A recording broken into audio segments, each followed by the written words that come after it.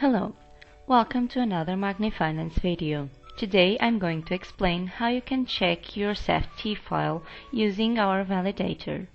Go to the website validatorsaft.pt, fill up a name and an email address and click Send. You will receive a link via email to access our validator. Then go to your email inbox, click on the link you just received and access the validator. Drag the file, click Send, and wait for the validation to finish. When the validation is finished, you will see several reports based on the file information.